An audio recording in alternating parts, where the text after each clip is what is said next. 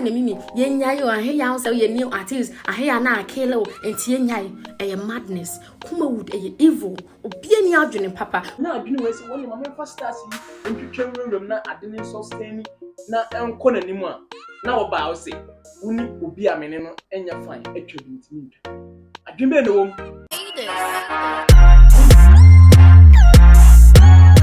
daily trends of Poleeno multimedia. The only say Poleeno there, se yenka the film industry in Ghana wasama. I me interest papa because you person term their industry near them. Ekwa na say nkofo pay movies. Na say me ta kan say me say away bars movie no. Yes Confess Media. O release on YouTube no. Few weeks and as a few months no. It drew 1 million views. I go so any echo. The movie is very nice and for her omani eje ho enti denji na adwuma we ni ye behwa na egu issues nkete bi a ebobo ba no eno enema industry no eyesa eye Kumawood upcoming actress Sweet Mimi akasa an unim Sweet Mimi a ono ene Kwame Boga eye London Boga eye offer ye de picture ebeto na se ne video ebeto na wahum pakro wakasa o say industry no full of evil and envy na we no nkwase asem like nya de we say you tolerating no we industry nim so we nim we atare a director Oti edemame o say bring back our Ghana movies what you say and yen de ye ni je ho ye pese ye try na ye de adwuma no eba and I say enkofo efile adwuma no fine but and some of me dey atudwa no so dey na say why video no wa hwe mimi video and some of dey atudwa ni some of okay who ne say meka say London mama wunya abotre okay what you say ese asem so e show so cha na waka na afu okay na nso so ta punse ni a ojewo it does say I know your bro for now. I know ye bro. Why? Lawyer in bro. Lawyer Katachi Bombay. Huh? Lawyer in Katachi Bombay. I son of when the water volume fills the floor. That's it. War. Sanity. And see. Yeah. What you say you work industry na industry kese no. Industry ni dey send your kind no. Full of evil send your kind. Oh, sumsa. Oh yes, baby evil no baby evil say ka evil out here say. And evil baby adwuma BM evil. Okay. And Ghana entertainment industry no full of evil. Entertainment industry. The music side, movie side baby anye. What you say? Ndro sama na say. Omo anka sani. Say ndro sem. Evil nye ndro nko a. Bibia bi. Na ntritwitwa. Watimi wakame. Ni na evil. What you say? Inti se oka evil na odika. Ahyemuma. Ade na nchichemu wo Kumawood musa. Movie no asenke na ye pene baabi a ede begina ebe ye ama ade no apeja no. Na obi abomodin akofa trending we aba. Eba ho na na nhwe bi. Obi ani je ho. Enti wonya adwene we se woni mama fa stars yi ntwetwem na ade ne sustain na enko nanim a na wo ba wo se woni obi amene no enya fine atwa bi ntimi ntwa. Adwene be no wom. Poleeno. Entraye kura cause movie no already no ato ayese what you say aye nyina ye bomb pie say esa be page. Okay. Na ho trending na ba what you say acting yeah ade na eko enti ho trend na ba na say nipa na nya so woni mama fa we mu nwuram what you say ni fa we mu nwuram na what you say na emboa na oba na say wo si woni obi atwenti wo ntwa na say entraye cause ye wo ha na we be ba be ka say o we say no your friend is saying tete no na ye wo camp sa camp na sa camp na agusi okay meboa eno many obi bring akasa camp na agusi Kumasi confirm me and a lot of people when person we be kwa we ni we ko sia wa ha sia we wo wake up we wo nanti quest dey bia okay e koso a ye nyina na ye bomb pa camp sem ye bi na aba cause we say oni obi a oni na nya fine atwa Sana ye adwuma. Okay. Acting there. Edu na say oni nipa na nya fine kra. Also Utwa twa. uwia na obi akọ ne ba. Obi akon baby. Ana meboa. Eno ano. Nti time aye twa na obehwe wo yi. Ese wo nipa yi na me ne enye yi. Business na ba e nyina ye de abo. Business dey you fa personal interest business mu. There be what you say what the personal where you call business one na chen say winning business here. Okay. What you say? You wa say na keche mo be ka say o mo tumi kontu kwa gidigidi. Oni ni keche. Okay. Omo kontu kwa gidigidi ba engineer send bit a omo ko Also, share na omo ye. vibe na omo akoye. Omo ya na obi akọ no baby. Omo ye group o. Yeah. But yeah. Eba adwuma aye nkoye. Eba adwuma masa. Ye wi obi ankoda. What you say? Nti sa na wo say na wo be ka say e wo no obi atwa nti wuntwa Debbie Poleeno. Okay. But o gidi sa enyoma we no eye ntwato so ana say asempa o to you no hu ne say ye o twa ato nkofo so ana say asempa. Me sure say me be share that na say. Okay. Me create bi say. Yeah. O say the enti am bisa sa say obi a be ka say obi wo ho oba o pe trend nti obey bibi for trend. I think some me kasa me pushi na but ensem me bi ho a wanka em say ukoye no ahye no so ano no abe ne abeka this na me kan bro for the children say wo no bro for okay what I say maybe you can no person obeka but this is say oh I don't na nka me pe video no but o de I have for them in the video no ebe two we now so wahwe bi but industry no betimi bounce back. Oh yes. Say that post what beba. Na chairman want to so upon this so so. Chairman so akasa. Yeah, chairman want to so akasa. O say news TV stations na that they be na. The purpose say or they a concert party and at it mo no side beba. Okay. Ono no so chire mu say concert party mu na nya Kumawood no efri mu a.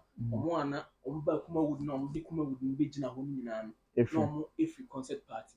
Nti ono ni focus na ne say obi ma concert party na ejina na naso it is TV stations how be bio the whole Ghana ni nyina but the same program no be koso what I say and so be modern one e wo Accra say the purpose for Accra TV station is obi start concert party okay into o start here amanfo adwene say abekọ what I say talents ni bi wo fia omo no e bi kwa enya hu yeah like you call like you said so I think is yeah chichiku yeah 39 like yeah see confirm na we introduce new character very good one has had atadwe mo the likes of atadwe what you say see confuse any chichiku mo 39 mo omu nyina free baby no one be rem this some girls be omu power facha mo ne amatundra mo ne na say dia konsa na kokra bi oso yeah oh very good what you very good enti de bia omu enti omu yes sad na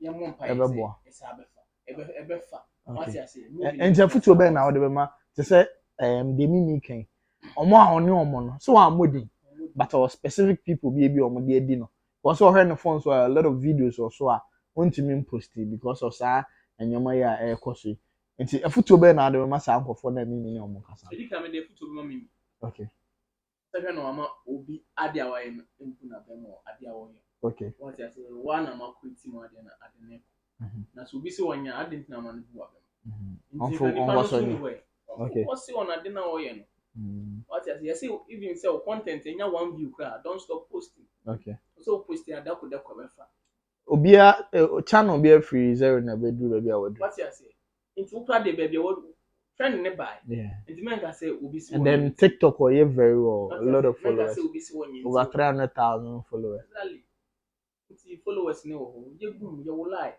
what you say ye wo like no be nya ne like into me the message say video you we no say one on posting na on twa mo okay what you say on posting so on family me post wo me ho okay ai me tumi apo ni na ma post obeto ai NFT one best me ni be dia no it's in range and maybe I say we o video and be pushing this on bra how man be say oh that mean I have one thing I bet me actually be 10 max say 10 max 10 max I don't know yes $10,000 an apple e be kan one so post dia but me sure so be post what you say me on forget you be an on like what you say baby hype no a or the other name no na e kono make us be see one yenti yo one untwa de what you say obi a de na beka ho bia no e woni obi na start say ade no what you say mun koso na munya mo like what you say omo no clicking nko ade omo forget others forget you obi a omo de na mu de omo be hihiem se ne be ya nkofo omo fans so be follow what you say omo be nya omo be tap into omo fans nye nipa ba ko pe na se nipa mienu no fans na mo anya no na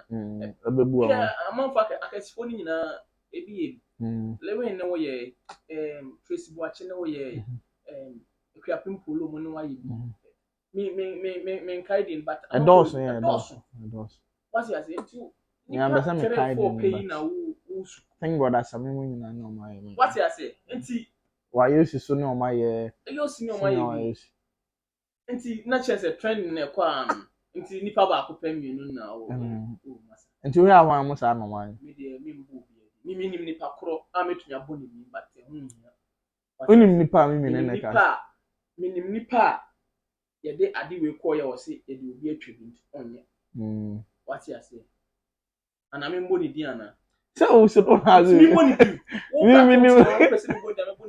minim de unim dia yanko ye but celebrity bi o Ghana ana star bi o Ghana or say de bi amo celebrity ni star no star bi o Ghana ana so obi a waji din o Ghana ye ko ya so wonye because e bi atwa what you say minim story no okay ana unim mi de minim de unim una o ti ayi Kumawood na sa me ti Kumawood mu obi asam nya ma asam unim dia ene fa so ba men kan ni papa di me nti obi asam nya ma asam wala me menya kwankwansa ni aha ye ba adwuma asam tie me sam the camera see so ne kasa de a ene wo kro na ye camera see so nim say ye record ya posti nti anu me bisaw na o kan de ha wa ka kire camera nti anu me ko posti e different ba sam na o te ho ne edi nkomo no on kan asem mi ma me meka wo what you say adwuma na ethics no ana asemasi o group mu na ma ba say me o group ni mti me beka no ye nya no sa okay nti ba critical there na wo so critical fra ma menka okay nti mimi we ya futu ana ha na me say nipa na wo so onye na dia na ba onya ngwazam what you say Poleeno si jankwasi asem no na mo woni nda ho Poleeno say jai de wo ye no na mo woni nda ho na ejai de wo ye no ne twa video no okay won twa video na ye betumi aba be chew ne de nsa akikam ana oh yeah betumi yes e dey be am for because they say any abre be say industry nepa nti wa be yo si akwan bia no ye betumi aba chew alock wo ba bi yes e dey betumi de nsa asoka wo ho yes ye de nsa be ke count ya na ma to be nko mo ne di apa na chiabo okay 80 so ho boys wo ho eti mo a obeye se na me ni obi nya fine dwuma wo so ntimi nya no na se na kwase ase nya sa na mo ni okay na industry no nko no yeah bring it back the film industry like Oti said no I mean but almost omo ye adwuma no omo nya adwuma pa what you say me na matena se na ma create ma de enti se oni obi wo issue a me ni ho bi ensem binti na ma mi jai lande bogetwa oni eno ameda ho me go through my phones me hu se me videos bebre ministers bi o video but me dey kan post ni pa me ensa bi a obi aka kire me se we ni asemasi atwa nti me ntwa biem enti me ne me crew ye tena ase no mo se na mimi ye nyai o ahe ya so ye new artist ahe ya na akele o enti ye nyai eye madness Kumawood eye evil obi ani adwene papa from directors to artists and actors nyina obi aye fun adwomboni nko a emu a madwomboni na gusi ni because that time na me te so big to make us say asemasi we ka se ni hu dia me ntwa ba na me nyini eye no kre mo ye devil obi anwa adwen papa because me na me trend na ba se me no obi atwa na oni nipa no issue wa me fa me ho ben enti nipa ni issue wenti no se oni me ye video before crowd ultimate fa me say ma me post because oni nipa ni wo issue. What kind of nonsense is that? Kumawood, you are devil. Me kasa me jala nemboga. Zion Train Matilda Asari the production no or say on Saturday ebe cultural center or audition 2 p.m. Udru I mean so person actor and as actress DM me no. She say me see me na de egu form but me bo hu de hu but emre so say me so me be yes ni adwuma bi ma anase me be produce and be direct movie bi a me mama so ate but as a stance there ye bo ho dahura till say ebefa efa wi a ye de adwuma pa no be den ebeba say me nkai say me script kra because me script and me aha what I say but say ye bo ho dahuro nti be so ye actress anase actor Zion Train say omo ye audition Saturday we are Kumasi Cultural Center 2 p.m. Nye duru a odaya so no bebem. Sanso so na E-Root Production. Eso so onu so ye bi wo Accra Adabraka. What you say? For Columbia House ye wo UTV. Eno so ye Saturday we kro na no. Nti uduru a na wako show the obetimi aye den aye. Ebi kra e ho na unshare den ebi free aba. Omo de obeye adwuma na also talent no. And go with because Bible no nyame mankofo me talent obi de ne de sie ebi de omo de adwuma na de odi sie ne nyame bae no oje de chema omo mai den ne so no amobra nti wo talent no so man ye useful what you say nti aha ene de mesi akram